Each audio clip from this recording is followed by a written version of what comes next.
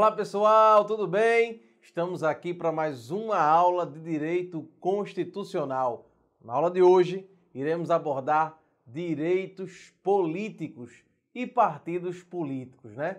Os direitos políticos são aqueles direitos que nascem ou surgem, na verdade, melhor dizendo, justamente para dar a possibilidade de você, participar da vida ativa política do Estado. Então, os direitos políticos eles surgem num momento muito crucial da nossa história.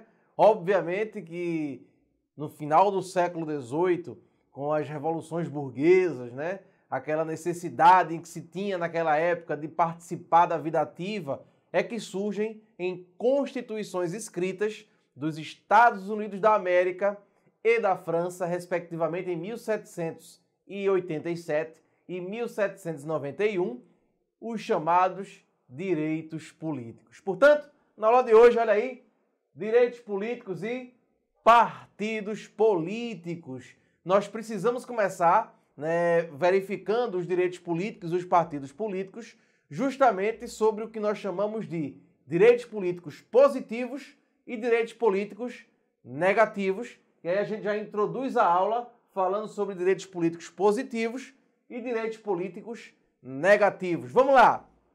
Para a gente compreender o que seriam os direitos políticos positivos e os direitos políticos negativos. Obviamente, quando nós falamos em direitos políticos, existem dentro dos direitos políticos aqueles que autorizam e possibilitam a participação nossa na vida ativa política do Estado. Então, são aquelas regras que nos dão a possibilidade de votar e de ser votado. Quando estamos diante disso, nós chamamos os chamados direitos políticos positivos, ou positivos, né? Damos o nome de direitos políticos positivos às regras que estão na Constituição que digam respeito à possibilidade de participação, seja para votar, seja para ser votado. Esses são os direitos políticos positivos. Já os negativos são os direitos políticos em que se retira da possibilidade da pessoa de forma definitiva ou até mesmo temporária, a participação na vida ativa. Portanto, os direitos políticos negativos são as chamadas regras de afastamento. Impedem a participação do indivíduo no processo político de um Estado. Tá bom, gente? Então é importantíssimo saber isso. Então vamos para o conceito de direitos políticos positivos. Já falamos aqui, mas é importante trazer aqui um conceito. Olha o conceito que eu trago. Os direitos políticos positivos consistem no conjunto de normas que asseguram o direito subjetivo de participação no processo político e nos órgãos governamentais. Esse é um conceito raso e muito claro dos chamados direitos políticos positivos.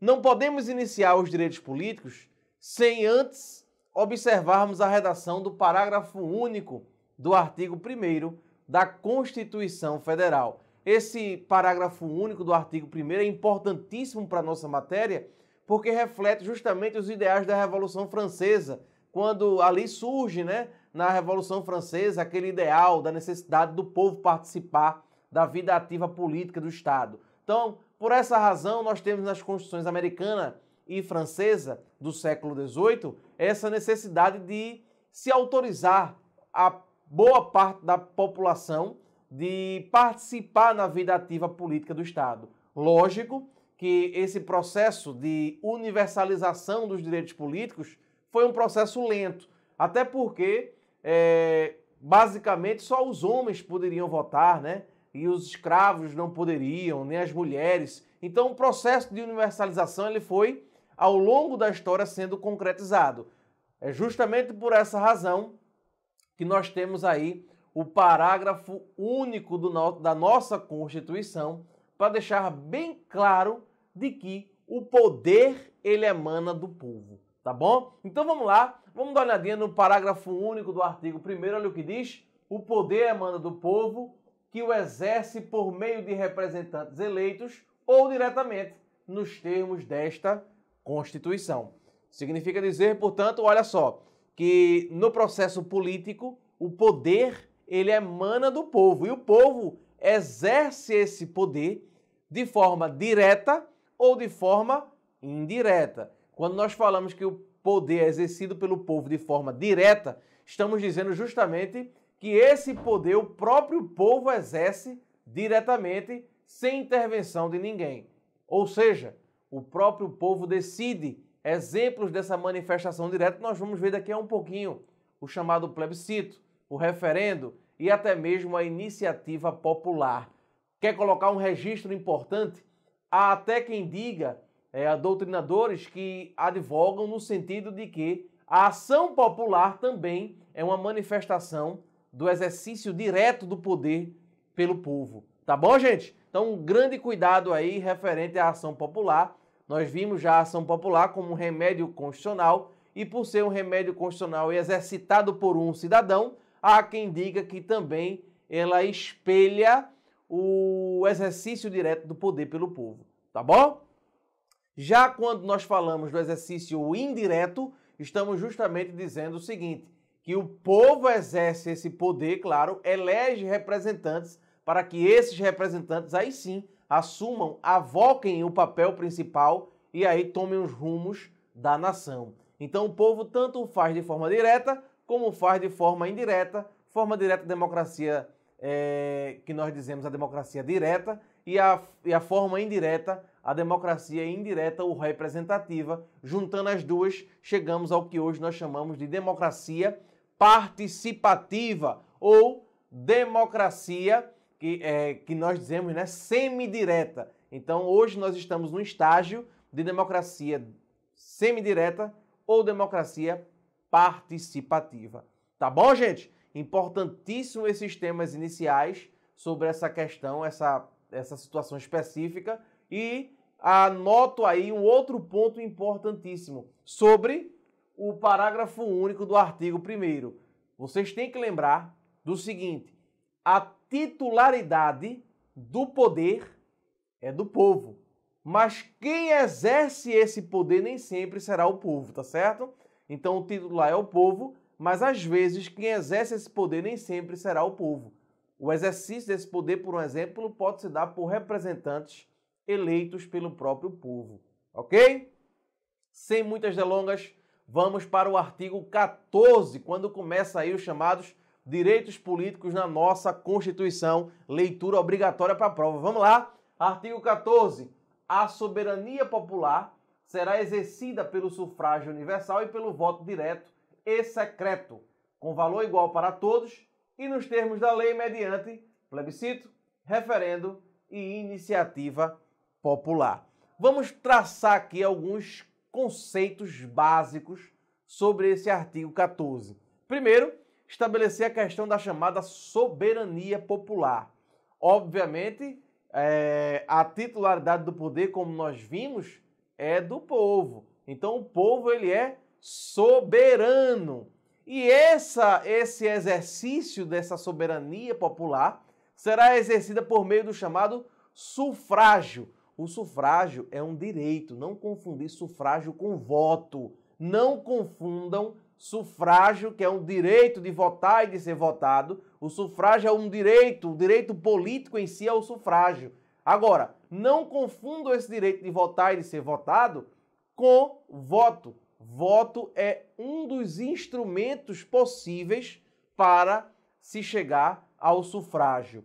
O nosso sufrágio, ele é materializado pelo voto. O voto é um instrumento, enquanto o sufrágio é um direito, tá bom? E aí o próprio artigo 14 continua.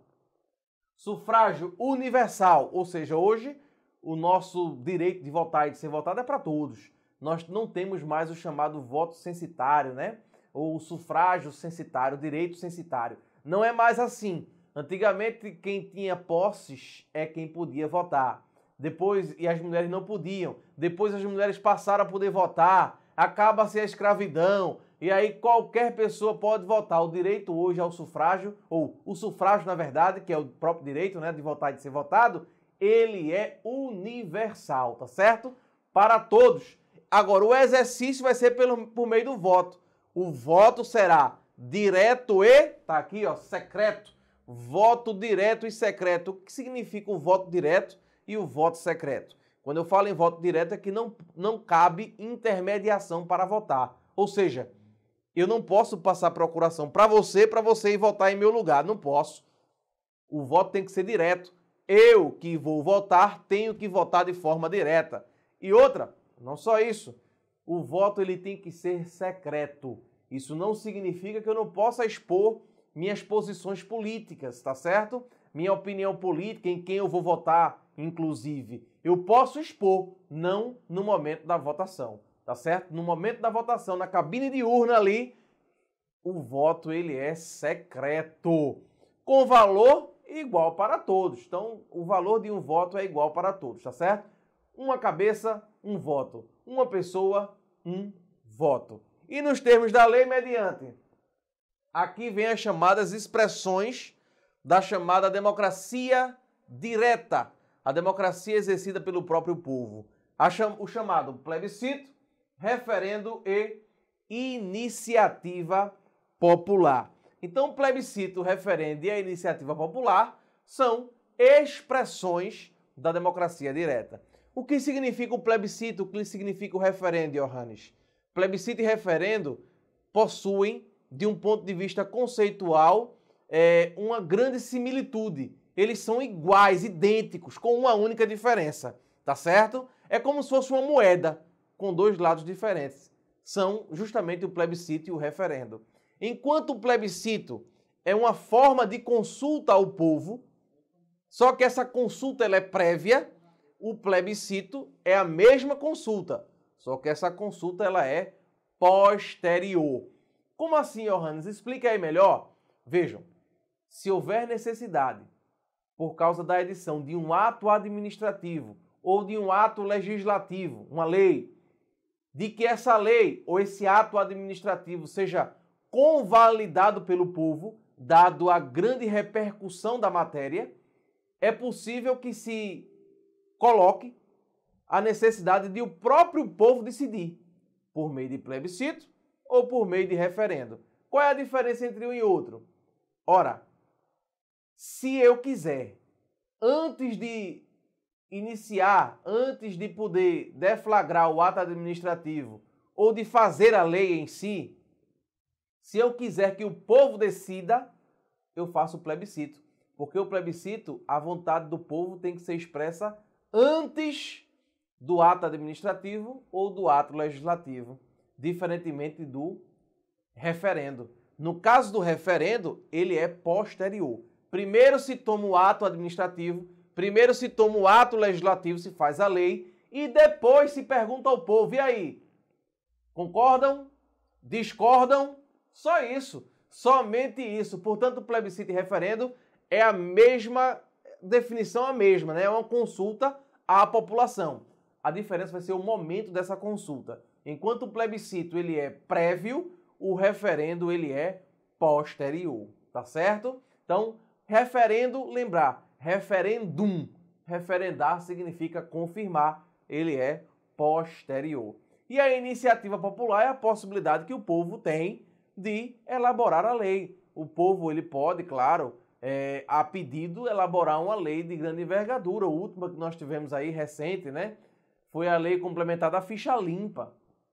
É uma espécie de iniciativa popular, tá certo? Então, vamos lá para o parágrafo 1º, verificar o que diz a Constituição sobre alistamento eleitoral. Olha só, parágrafo 1º. O alistamento eleitoral e o voto são, inciso 1, obrigatórios para os maiores de 18 anos. Então, no Brasil, os maiores de 18 anos têm que votar. Aliás, o Brasil é o único país democrático em que o voto ele é obrigatório, né? Ótimo, né? Então, o nosso voto ele é obrigatório. A partir dos 18 anos, nós obrigatoriamente temos que votar. Mas o inciso 2, ele traz justamente o que nós chamamos de facultativos, tá certo? Quem são os facultativos? Olha só, facultativos para os analfabetos podem votar. Eles votam de forma facultativa, tá bom?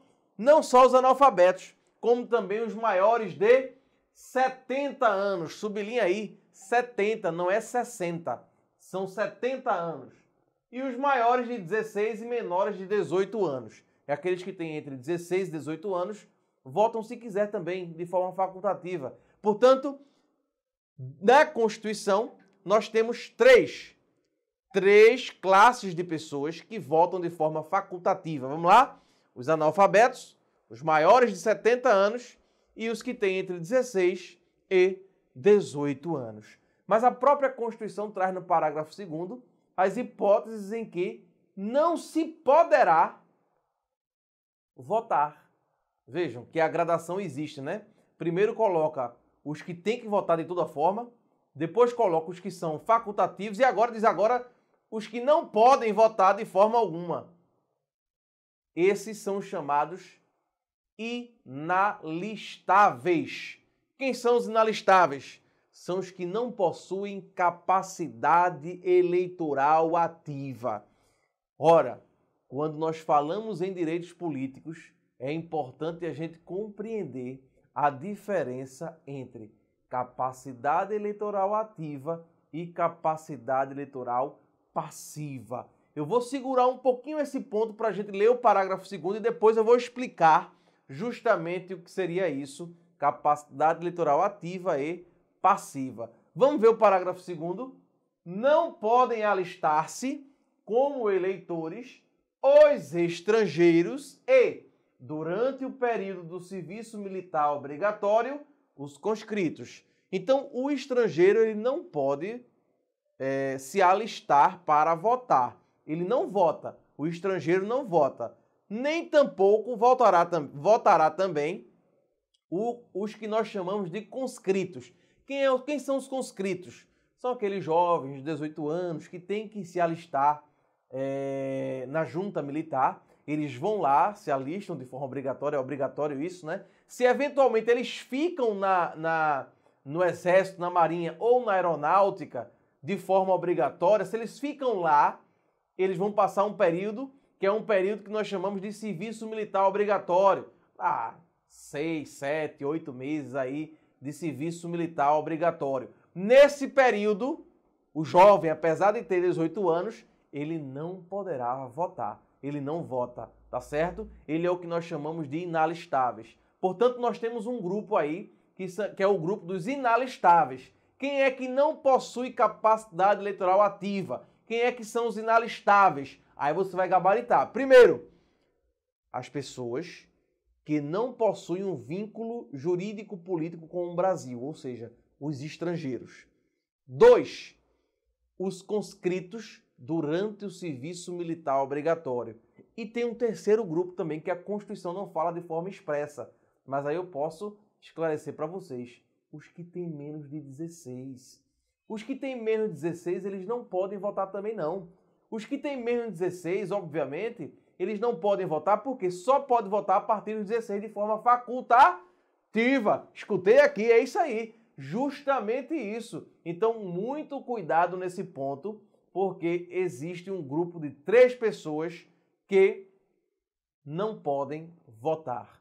Esse grupo consta do parágrafo 2º, tá bom, gente? Então, no próximo slide vai ter aí a questão do sufrágio universal, né? O conceito do sufrágio universal. O sufrágio universal é o direito materializado pela capacidade de votar e de ser votado, mas o mais importante é justamente aquele conceito que eu segurei um pouco para dar agora, que são justamente os aspectos, né, do sufrágio. Quais são os aspectos do sufrágio?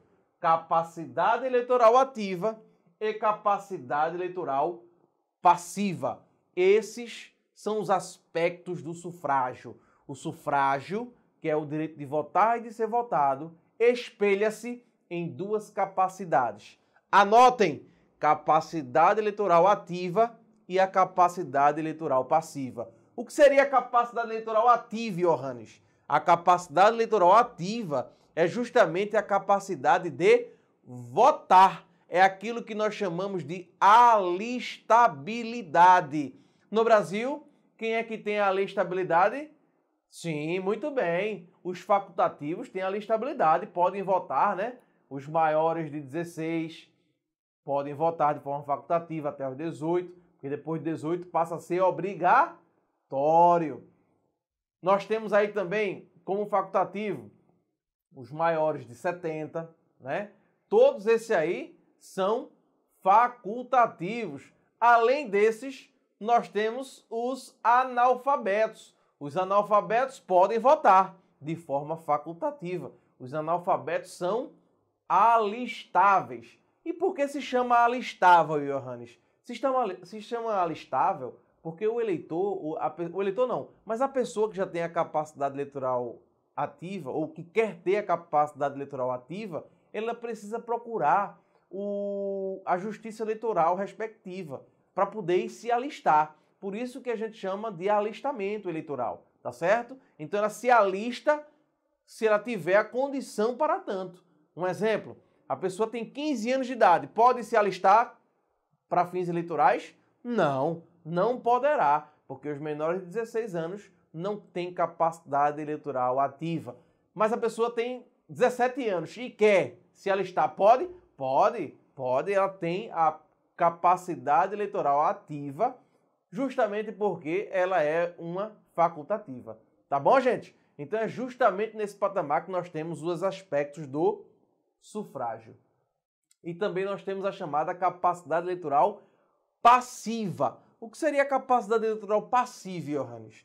A passiva é mais simples de entender. Aliás, as duas são simples, né? Uma é a alistabilidade, já a outra é justamente o direito que nos concede de ser votado. Então, enquanto uma é o direito que eu tenho de votar, a outra é o direito que nós temos de sermos votados, caso nós queiramos, obviamente, né? Caso eu queira ser um candidato a algum cargo político, ou você também. Então, temos aí a chamada capacidade eleitoral passiva. Consiste justamente no direito de ser votado, também chamado de elegibilidade. Isso é elegibilidade. Portanto, capacidade eleitoral ativa, alistabilidade, capacidade eleitoral passiva, elegibilidade. É só isso que eu tenho para aprender sobre isso, Johannes? Sobre as capacidades eleitorais? Não. Vamos aprofundar o tema. Vamos aprofundar primeiro o tema sobre a capacidade eleitoral ativa, que nós chamamos aqui de alistabilidade. Vamos lá? Vamos ver alguns requisitos. Deixa eu ver o que eu coloquei aqui. Primeiro requisito, a aquisição. Veja, é importante compreender que nós só adquirimos a capacidade eleitoral ativa quando nós cumprimos, claro, a exigência que a Constituição traz da idade, né? E aí nós vamos à Justiça Eleitoral e fazemos nosso alistamento. A Justiça Eleitoral nunca fará o alistamento de ofício, ou seja, sozinha, não. É preciso que você, eu e você, nós temos que ir na Justiça Eleitoral para poder fazer esse alistamento eleitoral. Não só isso. Quando nós fazemos esse alistamento eleitoral, quando nós adquirimos a alistabilidade, a capacidade eleitoral ativa, nós alcançamos a condição de cidadão. Portanto, a condição de cidadão é para quem possui direitos políticos, quem já possui capacidade eleitoral ativa. Tem outra observação importantíssima. Qual é? Você só consegue alcançar a capacidade eleitoral passiva, que é o direito de ser votado, se você já tiver a capacidade eleitoral ativa. Então, primeiro ponto é você ter a capacidade eleitoral ativa, para depois você atingir a capacidade eleitoral passiva. Tá certo? É a próxima observação, olha. Capacidade eleitoral ativa como pressuposto da capacidade eleitoral passiva, tá bom? Outra questão que está aí, a obrigatoriedade do alistamento e do voto. Então, tanto o alistamento quanto o voto são obrigatórios. E os inalistáveis, né? A observação dos inalistáveis, já falei, os estrangeiros, os conscritos durante o serviço militar obrigatório e os menores de 16 anos, tá certo? Já a capacidade eleitoral passiva Quando nós falamos em capacidade eleitoral passiva, aí nós precisamos dar um pausazinho aí, que é aquela capacidade de ser votado, né? De se eleger a um cargo político, que é o que nós chamamos de elegibilidade. Para que o indivíduo ele possa se tornar elegível, é necessário o cumprimento de algumas regras. A primeira regra são justamente as condições, deixa eu passar aqui para a gente ver. A primeira regra são as chamadas condições de elegibilidade.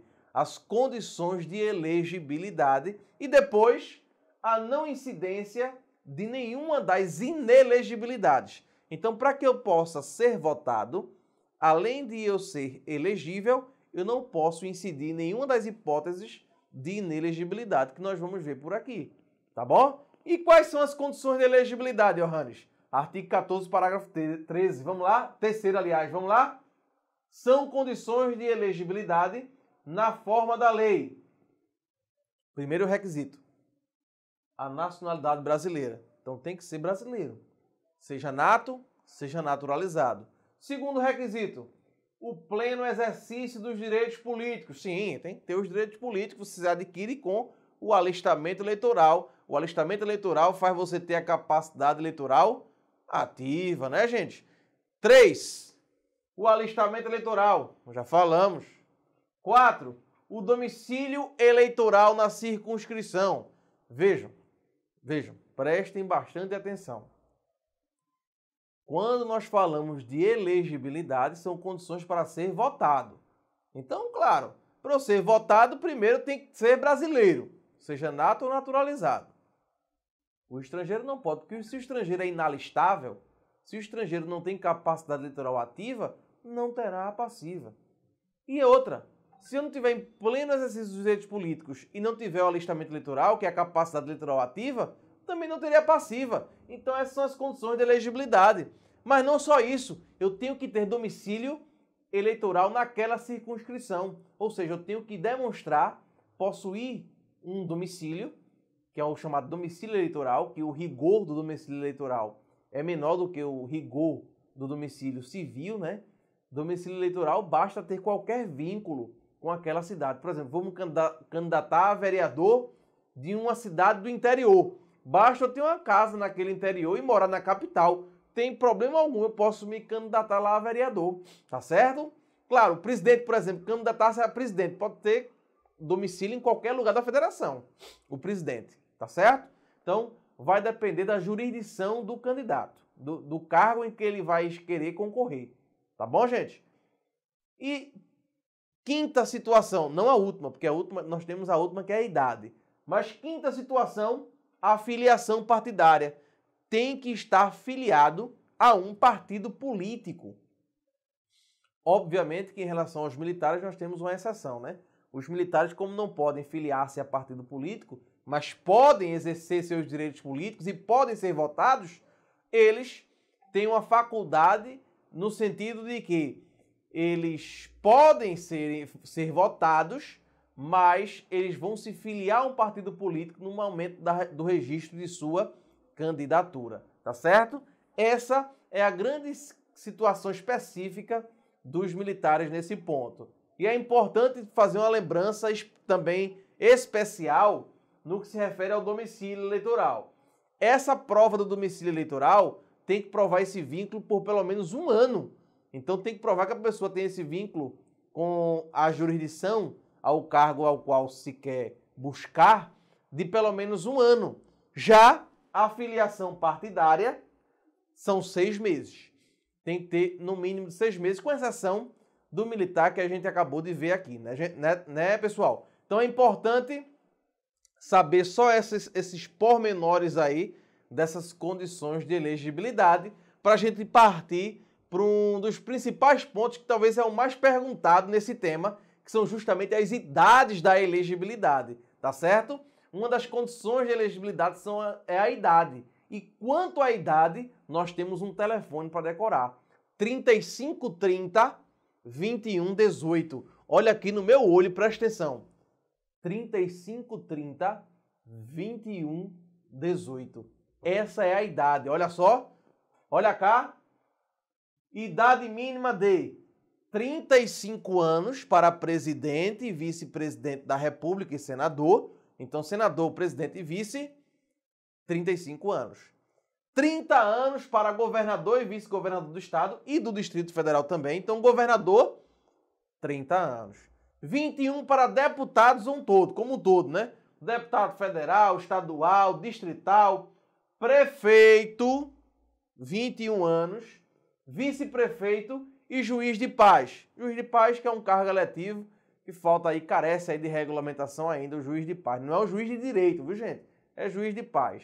E o juiz de paz foi colocado na Constituição para poder fazer casamento, enfim. É um cargo eletivo. Exerceria um cargo similar como se fosse um vereador. Só que o vereador, a função dele seria, ou é, na verdade, legislar. O juiz de paz seria mais para poder lidar com casamentos, com situações conflituosas na sociedade. E 18 anos para vereador. Portanto, vereador 18 anos. Aí nós temos o seguinte telefone. 35 30 21 18. Essas são justamente as idades específicas para os cargos eletivos no Brasil. São condições de elegibilidade. Tá certo, gente? Então, ficarei por aqui neste primeiro bloco. No próximo bloco, a gente já começa com direitos políticos negativos. Os positivos são aqueles que dão a possibilidade de votar e de ser votado. Os negativos são aqueles que podem afastar do processo político aquela pessoa. E aí, no próximo bloco, a gente vai com direitos políticos negativos. Um forte abraço. Te espero no próximo bloco.